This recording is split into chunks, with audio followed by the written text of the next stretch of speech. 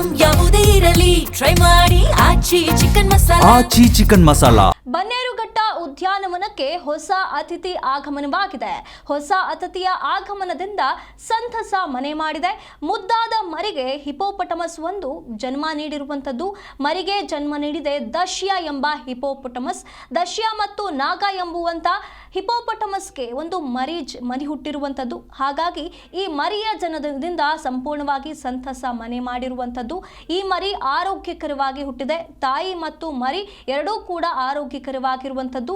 ಕೆಲ ದಿನಗಳ ಕಾಲ ಈ ಒಂದು ಮರಿಯನ್ನ ಐಸೋಲೇಷನ್ ನಲ್ಲಿ ಇಟ್ಟು ಆರೈಕೆ ಮಾಡಲಾಗುತ್ತೆ. ಇಲ್ಲಿ ತಾಯಿ ದಶ್ಯ ಕೂಡ ಮರಿ ಹಿಪೋಪಟಮಸ್ಗೆ ಆರೈಕೆ ಮಾಡಿ ನೋಡಿಕೊಳ್ತಾ ಇದೆ. ತಾಯಿ ಮರಿಯ ಆರೋಗ್ಯದ ಮೇಲೆ ನಿಗಾ ಇಟ್ಟಿರುವಂತಹ ವೈದ್ಯರು ಮತ್ತು ಸಿಬ್ಬಂದಿಗಳು ಸಂಪೂರ್ಣವಾಗಿ ತಾಯಿ ಮತ್ತು ಮರಿಯ ಆರೋಗ್ಯವನ್ನ ನೋಡಿಕೊಳ್ತಿದ್ದಾರೆ.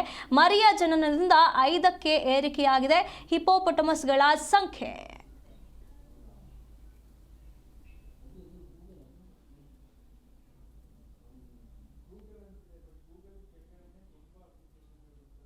ಬ್ಯಾಂಗ್ಳೂರಿಂದ ಬಂದಿದ್ದೀನಿ. ಫಸ್ಟ್ ಟೈಮ್ ಬನ್ನೇರುಘಟ್ಟಕ್ಕೆ ಬಂದಿರೋದು ಆ್ಯಂಡ್ ತುಂಬ ಎಕ್ಸೈಟೆಡ್ ಅನಿಸುತ್ತೆ ಈ ಪ್ರಾಣಿಗಳನ್ನೆಲ್ಲ ನೋಡೋದು. ಮತ್ತು ಸಫಾರಿಯಲ್ಲೆಲ್ಲ ಬ್ಯೂಟಿಫುಲ್ ಆ್ಯಂಡ್ ಮೋರ್ ಓವರ್ ಇಲ್ಲಿ ಹಿಪೋಪೊಟಮಸ್ ಇತ್ತು, ಅದು ಮರಿ ಹಾಕಿದೆ ಅಂತ ವಿಸಿಟರ್ಸ್ಗೆ ಅಲೋ ಮಾಡ್ತಾ ಇಲ್ಲ, ಇನ್ಫೆಕ್ಟ್ ಆಗುತ್ತೆ ಅದಕ್ಕೆ ಅಂತ. ಬಟ್ ನೆಕ್ಸ್ಟ್ ಟೈಮ್ ಬಂದಾಗ ವಿಟ್ನೆಸ್ ಮಾಡಬೇಕು, ಇದು ಚೆನ್ನಾಗಿರುತ್ತೆ. ಆ್ಯಂಡ್ ಮೋರ್ ಓವರ್ ಸಫಾರಿಲೂ ಕೂಡ ಅನಿಮಲ್ಸ್ ತುಂಬ ಕ್ಲೋಸ್ ಆಗಿ ಬರೋದಾಗಿರ್ಬೋದು. ಬಟರ್ಫ್ಲೈ ಪಾರ್ಕ್ ವಿಸಿಟ್ ಮಾಡಿದೆ ನಾನು. ಬಟರ್ಫ್ಲೈಸ್ ಎಲ್ಲ ಕನ್ಸರ್ವ್ ಮಾಡ್ತಾ ಇದ್ದಾರೆ, ಇನ್ನ ಕೂಡ ಕನ್ಸರ್ವ್ ಮಾಡಬೇಕು. ಇವತ್ತು ನಮಗೆ ಬನ್ನೇರುಘಟ್ಟ ಬಯೋಲಾಜಿಕಲ್ ಪಾರ್ಕ್ಗೆ ಖುಷಿಯಾಗಿರೋ ದಿನ. ಅದನ್ನು ನಾನು ನಿಮ್ಮ ಹತ್ರ ಹಂಚ್ಕೊಳಕ್ಕೆ ಇಷ್ಟಪಡ್ತೀನಿ. ಯಾಕೆಂದರೆ ದಶ್ಯ ಮತ್ತು ನಾಗ ಎರಡು ಹಿಪ್ಪೋಗೆ ಹುಟ್ಟಿರೋ ಒಂದು ಮರಿ ಹುಟ್ಟಿದೆ. ಅದು ಗಂಡು ಅಥವಾ ಹೆಣ್ಣು ಅನ್ನೋದು ನಮಗೆ ಇನ್ನೂ ಗೊತ್ತಿಲ್ಲ.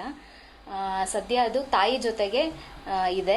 ಹಾಗೆ ಇದನ್ನು ಒಂದಷ್ಟು ದಿನದವರೆಗೂ ಅದಕ್ಕೆ ಡಿಸ್ಟರ್ಬ್ ಮಾಡಬಾರ್ದು ಅಂತ ನಾವು ಅದನ್ನು ಐಸೋಲೇಷನಲ್ಲಿ ಇಟ್ಟಿದ್ದೀವಿ.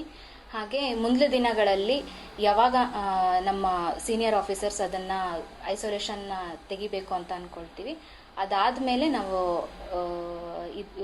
ಹಿಪ್ಪೋ ಮರಿನ ನೀವೆಲ್ಲರೂ ನೋಡ್ಬೋದು.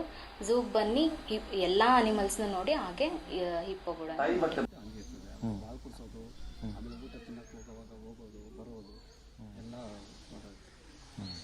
ಆರೋಗ್ಯವಾಗಿದೆಯಾ? ಅಮ್ಮ ತಾಯಿ ಮಗು ಹೆಂಗೆ ಆಟ ಆಡ್ಕೊಂಡಿರ್ತವೆ? ಆಟ ಆಡ್ಕೊಂಡೇವೆ ಆರಾಮಾಗಿ.